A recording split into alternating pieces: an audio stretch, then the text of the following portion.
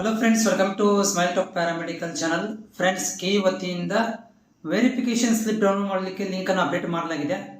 ಆದರೆ ಒಂದಷ್ಟು ವಿದ್ಯಾರ್ಥಿಗಳಿಗೆ, ಸ್ಪೆಷಲಿ SC/ST ವಿದ್ಯಾರ್ಥಿಗಳಿಗೆ ನೀವು ವೆರಿಫಿಕೇಶನ್ ಸ್ಲಿಪ್ಪನ್ನು ಲಾಗಿನ್ ಮಾಡಿ ಡೌನ್ಲೋಡ್ ಮಾಡೋಕೆ ಹೋದಾಗ ನಿಮ್ಗಳಿಗೆ ಇಲ್ಲಿ ಏನಂತ ಬರುತ್ತೆ ಅಂತಂದರೆ, ರೀ enter your SCA, SCB, SCC, SCC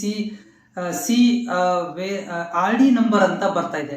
go with editing option in the KU website ಅಂತ ಬರ್ತಾ ಇದೆ. ಅಂದರೆ KU ವೆಬ್ಸೈಟ್ಗೆ ಹೋಗಿ ಅಲ್ಲಿ ನಿಮಗೆ ಅಪ್ಲಿಕೇಶನ್ ಎಡಿಟ್ ಲಿಂಕ್ ಕೊಟ್ಟಿದ್ದಾರೆ ಆಲ್ರೆಡಿ. ಅಲ್ಲಿ ಹೋಗಿ ನೀವು ಏನು ಮಾಡಬೇಕಂತಂದ್ರೆ, ಎಡಿಟಿಂಗ್ ಎಲ್ಲಿ ಬರುತ್ತೆ ಅಂದರೆ ಎಡಿಟಿಂಗ್ ಲಿಂಕ್ ಹೇಳ್ತೇನೆ ನೋಡ್ರಿ. ಕರೆಕ್ಟ್ ಎಕ್ಸಾಕ್ಟ್ಲಿ ನೀವು ಏನು ವೆರಿಫಿಕೇಶನ್ ಸ್ಲಿಪ್ ಡೌನ್ಲೋಡ್ ಮಾಡ್ಕೊಂತಿರ್ತೀರಲ್ಲ, ಅಲ್ಲಿಂದ ಒಂದು 6ನೇದು 7ನೇದು ಏನೋ ಇದೆ, 6ನೇದು 7ನೇದು ಕೆಳಗಡೆ ಹೋದರೆ ಅಲ್ಲಿ ನಿಮಗೆ ಆನ್ಲೈನ್ ಅಪ್ಲಿಕೇಶನ್ ಎಡಿಟ್ ಲಿಂಕ್ ಅಂತ ಇರುತ್ತೆ.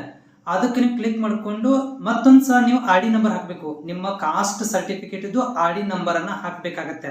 ಓಕೆ, ಸೊ ಟೆನ್ಷನ್ ತೊಗೊಳ್ಳೋಂಥ ಅವಶ್ಯಕತೆ ಇಲ್ಲ. RD ನಂಬರ್ ಹಾಕಿದ ತಕ್ಷಣ ನಾಳೆ ಮಧ್ಯಾಹ್ನ ತನಕ ನಿಮ್ಗೆ ಏನಾಗುತ್ತೆ, ಅಪ್ಡೇಟ್ ಆಗಿ ನಿಮ್ಗಳಿಗೆ ಅದು ಏನಾಗುತ್ತೆ ಅಂತಂದರೆ ನಿಮಗೆ ವೆರಿಫಿಕೇಶನ್ ಸ್ಲಿಪ್ ಬರುತ್ತೆ. Don't worry, verification slip tension ತೊಗೊಳಕ್ಕೆ ಹೋಗ್ಬೇಡ್ರಿ. ಇನ್ನೂ ಆಪ್ಷನ್ ಎಂಟ್ರಿ ಟೈಮ್ ಇದೆ. ಓಕೆ, ಇದಕ್ಕೆ 2-3 ದಿನ ಟೈಮ್ ಕೊಡ್ತಾರೆ. ವೆರಿಫಿಕೇಶನ್ ಸ್ಲಿಪ್ಗೆ 2-3 ದಿನ ಟೈಮ್ ಕೊಡ್ತಾರೆ. ಯಾಕಂದರೆ ಇದು ಇಶ್ಯೂ ಇದೆ ಭಾಳಷ್ಟು ವಿದ್ಯಾರ್ಥಿಗಳದ್ದು. ಆಮೇಲೆ ಅದರಲ್ಲಿ ಕನ್ನಡ ಮೀಡಿಯಂ ರೂರಲ್ ಆಬ್ಸೆಂಟ್ ಆಗಿದ್ದರೆ ಅಲ್ಲಿ ನೋ ಅಂತ ಇದ್ರೆ ಅದನ್ನು ಕೂಡ ನೀವು ಏನು ಮಾಡಬೇಕಂತಂದರೆ ಎಡಿಟ್ ಆಪ್ಷನ್ಗೆ ಹೋಗಬೇಕು. ಎಡಿಟ್ ಆಪ್ಷನ್ಗೆ ಹೋಗಿ ನೀವು ಇಲ್ಲಿ ಕನ್ನಡ ಮೀಡಿಯಂ ಮತ್ತು ರೂರಲ್ ಕೋಟಾಗಳನ್ನು ಎಸ್ ಅಂತ ಮಾಡಿಕೊಂಡು ಸಬ್ಮಿಟ್ ಮಾಡಿ ನಿಮ್ಗಳಿಗೆ ಮತ್ತೆ ನಾಳೆಗೆ ವೆರಿಫಿಕೇಶನ್ ಸ್ಲಿಪ್ಪನ್ನು ಡೌನ್ಲೋಡ್ ಮಾಡೋಕ್ಕೆ ಟ್ರೈ ಮಾಡಿರಿ.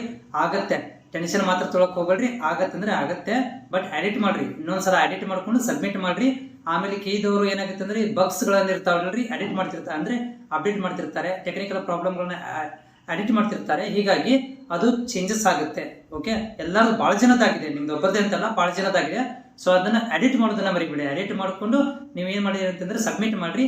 ನಾಳೆ ಮಧ್ಯಾಹ್ನ ತನಕ ಅದು ಅಪ್ಡೇಟ್ ಆಗುತ್ತೆ. ಡೌನ್ಲೋಡ್ ಮಾಡ್ಕೊಳ್ರಿ, ಅರ್ಜೆಂಟ್ ಮಾಡೋಕ್ಕೆ ಹೋಗಬೇಡಿ.